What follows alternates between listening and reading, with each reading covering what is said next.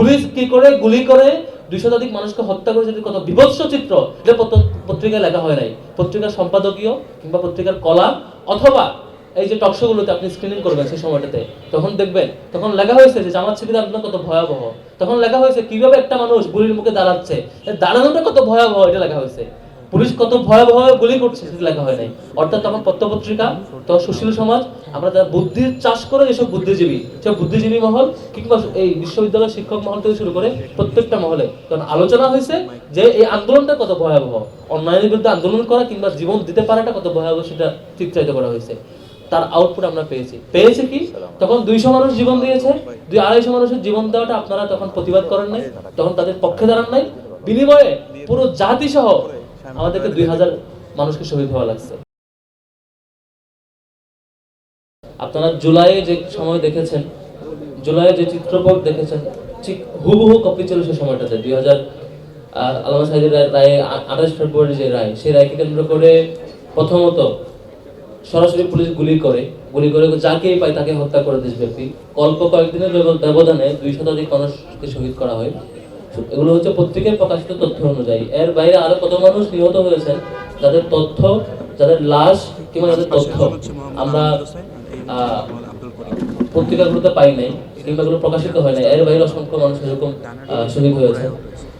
সেই সময়টাতে আন্দোলনকে কন্ট্রোল করার জন্য তারা সারা দেশে ওইসব স্পটে ইন্টারনেট বন্ধ করে দেয়, যেটা আপনারা জুলাই দেখেছেন। ইন্টারনেট বন্ধ করে দিয়ে সকল কমিউনিকেশন অফ রেখে মানুষকে তারা হত্যা করে, এবং সেই তথ্যগুলো যাতে সংবাদ মাধ্যমে না আসে তার জন্য যা যা ব্যবস্থা করতে হয় তার সবকটা ব্যবস্থা তারা করেছিল। আপনারা হয়তো দেখে থাকবেন, কেউ কেউ হয়তো মনে করতে থাকবে এই জেনারেশনে যারা আছেন, সম্ভবত ফেসিবাদ মনে হয় 2024 সালে এসে হয়েছে বা 18-এর পরে এসে হয়েছে। বিষয়টা এমন না, সেই 2012-13 সাল থেকে শুরু করেই আমরা এগুলো ফেস করে এসেছি। তখন থেকেই এই আওয়ামী লীগের ভয়াবহ ফেসিবাদী আচরণ যতভাবে করা যায় প্রত্যেকটা জিনিসের ভিকটিম ছিলাম ইসলামী ছাত্র শিবির সহ অন্যান্য ইসলামপন্থী যে সংগঠনগুলো ছিল, অ্যান্টি ফ্যাসিস্ট যারা রোল প্লে করছিলেন তারা তখন থেকে ভিকটিম ছিলেন। আমরা এখনো সেই সময়ের শত শত ভাইরা আছেন যারা হাত পা হারিয়েছেন, আহত হয়েছেন, চোখ হারিয়েছেন, সেই সময়টা কেন্দ্র করে তারা আহত হয়েছিলেন। স্টিল তারা এখনো জীবন্ত সাক্ষী সেই সময়গুলোর। আজকে সময়টাতে সে ফেসিবাদের ভয়াবহ দিন স্মরণ করতে চায়। সারা বাংলাদেশের সকল শিক্ষার্থীকে জানান দিতে চায় যে ফেসিবাদ একদিনে তৈরি হয় না। যেসব আচরণের মধ্য দিয়ে একটা দল ফেসিবাদ হয়ে ওঠে, সেসব আচরণ যখন শুরুতেই প্রকাশ পায়, তখনও যদি সকল ক্যাটাগরির মানুষ এসে সেটাকে ঠেকাইতে না পারি, তখন সে সবার উপর চেপে বসে। আমরা সে সময়টা দেখি যে 2011, এরপর 12 পেরিয়ে 13 পর্যন্ত আওয়ামী লীগ, ইসলামী ছাত্র শিবির কিংবা অন্যান্য ইসলামী সংগঠনগুলোর উপরে যেভাবে ফেসিবাদী আচরণ তখন দেখিয়েছিল, তখন হয়তো কেউ কেউ মনে করেছিল এটা তো আমাদের উপর আক্রমণ না। তখন কেউ কেউ মনে করেছিল এটা হয়তো ইসলামী ছাত্র শিবিরের উপর আক্রমণ কিংবা জামাত নেতার উপর আক্রমণ কিংবা বিশেষ গোষ্ঠীর উপর আক্রমণ। এমন করে ধরে নিয়ে তারা ইন্টারনেট বন্ধ করার প্রতিবাদ করে নাই, তারা প্রকাশ্যে গুলি করার প্রতিবাদ করে নাই, তারা দিন দুপুরে শিশু থেকে শুরু করে বৃদ্ধ পর্যন্ত যে কাউকে হত্যা করার যে ম্যান্ডেট তারা পেয়ে গিয়েছিল প্রকাশ্যে দিবালোকে হত্যা করা, সেটা প্রতিবাদ করা নাই। আপনি দেখে থাকবেন 28 ফেব্রুয়ারি থেকে 5 মার্চ পর্যন্ত এই সময়টার মধ্যে যত টকশো হয়েছে, আপনি টকশোগুলো স্ক্রিনিং করবেন, টকশোতে এই বিষয় নিয়ে আলোচনা হয় নাই, পত্রপত্রিকায় আর্টিকেল এটা নিয়ে লেখা হয় নাই, বরং লেখা হয়েছে যে তাদের আন্দোলন কত ভয়াবহ এটা নিয়ে লেখা হয়েছে। পুলিশ কি করে গুলি করে 200 শতাধিক মানুষকে হত্যা করে, যদি কত বিভৎস চিত্র, এটা পত্রিকায় লেখা হয় নাই। পত্রিকার সম্পাদকীয় কিংবা পত্রিকার কলাম অথবা এই যে টকশোগুলোতে আপনি স্ক্রিনিং করবেন সেই সময়টাতে, তখন দেখবেন তখন লেখা হয়েছে যে জামাত শিবিরের আন্দোলন কত ভয়াবহ। তখন লেখা হয়েছে কিভাবে একটা মানুষ গুলির মুখে দাঁড়াচ্ছে, দাঁড়ানোটা কত ভয়াবহ এটা লেখা হয়েছে। পুলিশ কত ভয়াবহ গুলি করছে সেটা লেখা হয় নাই। অর্থাৎ তখন পত্রপত্রিকা, তখন সুশীল সমাজ, আমরা যারা বুদ্ধির চাষ করে এসব বুদ্ধিজীবী, সব বুদ্ধিজীবী মহল কিংবা এই বিশ্ববিদ্যালয়ের শিক্ষক মহল থেকে শুরু করে প্রত্যেকটা মহলে তখন আলোচনা হয়েছে যে এই আন্দোলনটা কত ভয়াবহ, অন্যায়ের বিরুদ্ধে আন্দোলন করা কিংবা জীবন দিতে পারাটা কত ভয়াবহ সেটা চিত্রায়িত করা হয়েছে। তার আউটপুট আমরা পেয়েছি কি তখন 200 মানুষ জীবন দিয়েছে, 200-250 মানুষের জীবন দেওয়াটা আপনারা তখন প্রতিবাদ করেন নাই, তখন তাদের পক্ষে দাঁড়ান নাই। বিনিময়ে পুরো জাতি সহ আমাদেরকে 2000 মানুষকে শহীদ হওয়া লাগছে। হাজার হাজার মানুষ শহীদ হওয়া লাগছে গত জুলাই। তখন আমরা থামাতাম, আমরা মাঠে নামতাম, হয়তো আওয়ামী লীগ এত ভয়ঙ্কর ফেসিবাদ হইতে পারতো না, তখন আমরা এত মানুষকে জীবন দিতে হইতো না 24-এ এসে। সেজন্য বিনীত অনুরোধ থাকবে, আজকের দিনের শিক্ষা হচ্ছে আল্লামা সাঈদী রাহিমাহুল্লাহর বিরুদ্ধে মিথ্যা অপবাদ ও মিথ্যা রায়ের প্রতিবাদে সাধারণ জনগণ, সাধারণ মানুষ, নারী পুরুষ সকলেই রাস্তায় নেমে এসেছিল। তারা রাস্তায় নেমে এসেছিল শুধু তারা বলেছিল যে প্রিয় আল্লামা সাঈদী রাহিমাহুল্লাহকে হত্যা করা হবে, ফাঁসি রায় দিয়ে কার্যকর করা হবে, আর আমরা ঘরে বসে থাকব। তা হতে পারে না। আমারও ইচ্ছা ছিল আল্লামা সাঈদী রাহিমাহুল্লাহকে হত্যা করা হবে আর আমরা ঘরে বসে থাকব, এটা তো হতে পারে না। হয় আল্লামা সাঈদীকে মুক্ত করব, নচেত আমরা শহীদ হব। এটাই ছিল আমাদের মূল উদ্দেশ্য বা আশা।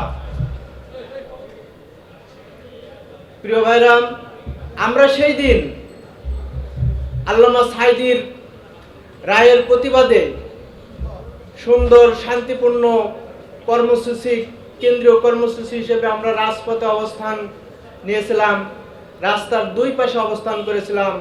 হঠাৎ করে সেই আওয়ামী ফ্যাসিস্ট সরকার, এর পেটোয়া বাহিনী, পুলিশ, বিজেপি, খুনি হাসিনার সন্ত্রাসী বাহিনী, ছাত্রলীগ, যুবলীগ অতর্কিতভাবে আমাদের উপর হামলা করে। এক পর্যায়ে আমার, সংক্ষিপ্তভাবে বলছে, আমার উপরে গুলি চালানো হয়। এক পর্যায়ে আমার ড্যান কানের নিচে ছিটানো গুলি ঢুকে যায়। এরপর আমি বেহুশ হয়ে যাই। পুলিশ আমারে অ্যারেস্ট করে। অ্যারেস্ট করার পরে হ্যান্ডকাপ পরানো হয়, হ্যান্ডকাপ পিছনে হাত দিয়ে হ্যান্ডকাপ পরানো হয়। এরপর যখন আমার কলার ধরে গাড়ির দিকে টেনে নিয়ে যাচ্ছে, এমন সময় তারা পুলিশের কাছ থেকে যুবলীগ, ছাত্রলীগ এবং খুনি হাসিনার পেটোয়া বাহিনী আমাকে নিয়ে তারা নির্মমভাবে লাঠি দিয়ে, হকি স্টিক দিয়ে, রামদা দিয়ে মার শুরু করে। এক পর্যায়ে যখন লাস্ট মুহূর্তে আমার মাথাতে আঘাত করে, এরপরে আমি বেহুশ হয়ে যাই, আর বলতে পারবো না। তারা মনে করছে আমি মারা গেছি, এই মনে করে তারা ব্রিজ থেকে 30 ফুট উঁচু ব্রিজ থেকে ফেলে দেয়। আমার মেরুদণ্ড ভেঙে দেয়।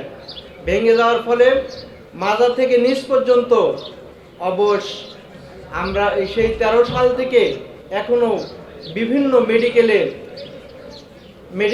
বেডে বেডে শুয়ে আমরা কাজ চাচ্ছি। কিন্তু 13 সালের যে নির্মম অত্যাচার, আপনি দেখবেন বগুড়াতে নারীদেরকে পায়ে গুলি করে, হাতে গুলি করে, মাথায় বাড়ি দিয়ে টেনে হেঁচড়ে নিয়ে তারা আমাদের চোখের সামনে নিয়ে গেছে। আমরা কিছুই করতে পারি নাই।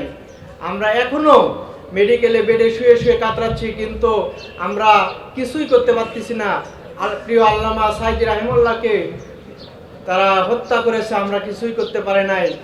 আমরা এর সুষ্ঠু তদন্ত এবং বিচার আপনাদের মাধ্যমে আমরা বর্তমান সরকারের কাছে বিচার চাই, এ আমার প্রত্যাশা। এই বলে আমি শেষ করছি। আমার জন্য দোয়া করবেন। আসসালামু আলাইকুম ওয়া রাহমাতুল্লাহ। 1 জানুয়ারি 2026 ইউটিউব জার্নালিজমের অগ্রদূত changeTV.press সংগ্রাম মুখর 7 বছর পেরিয়ে পা রাখলো গৌরবান্বিত 8 বছরে। এই আনন্দ প্রহরে সবাইকে নিরন্তর শুভেচ্ছা। আমি নিজেকে ধন্যবাদ মনে করি। আমি সৌভাগ্যবান, চেঞ্জ টিভির পক্ষ থেকে আমার সাক্ষাৎকার নেওয়ার জন্য তারা আসছেন এবং চেঞ্জ টিভি দীর্ঘ 8 বছর ধরে এই কাজগুলি করছে। আমি তারা অনেক ভালো কাজ করেছেন, দেশের মানুষের সুখ দুঃখের কথা প্রত্যক্ষ তুলে ধরছেন। আমার আশা থাকবে চেঞ্জ টিভি সামনের দিকে উত্তরোত্তর আরও সমৃদ্ধ হবে। একটাই শুধু আমাদেরকে উপদেশ দিতে চায় তাদের কাছে, সেটা হচ্ছে সত্য কথাটা মানুষের সামনে তুলে ধরা, মানুষের ভিতরে কি চায় তাদেরটা তুলে ধরা, মানুষের প্রত্যাশা তুলে ধরা এবং মানুষের মধ্যে এই যে দেশাত্মবোধটা এবং সত্যবাদীটা, এটা জাগরণ করে চেঞ্জ টিভির সামনের দিকে এগিয়ে যাবে। এবং যারা দেশের কথা চিন্তা করে এবং দলমত নির্বিশেষে যে লোকগুলো আছে, তারা দেশের কথা চিন্তা করে, দেশের উন্নয়নের কথা চিন্তা করে, কোনো পক্ষপাতিত্ব করে না, তাদের বক্তব্য দেশের মানুষের তুলে ধরা, এই কাজগুলি সামনে এগিয়ে নিয়ে যাবে, এটা আমার প্রত্যাশা। অনেক ধন্যবাদ আপনাদেরকে, দেশবাসীকে, দেশবাসী সবাইকে আমি ধন্যবাদ জানাচ্ছি। changeTV.press এক ফোঁটা হলুদ নেই। আমরা শুধু আপনাদের কাছে একটাই আবেদন করব, মিথ্যার পিছনে দৌড়বেন না, সত্যকে ধারণ করেন, সত্যকে জনগণের কাছে তুলে ধরেন। সেটা যতই কঠিন হোক না কেন পিছপা হবেন না, ভয়ের কোনো কারণ নাই। আল্লাহর সাথে থাকেন, আল্লাহ আপনাকে সাহায্য করবে। কোনো মানুষের কাছ থেকে কোনো সাহায্য কামনা করবেন না। ধন্যবাদ। changeTV.press, এক ফোঁটা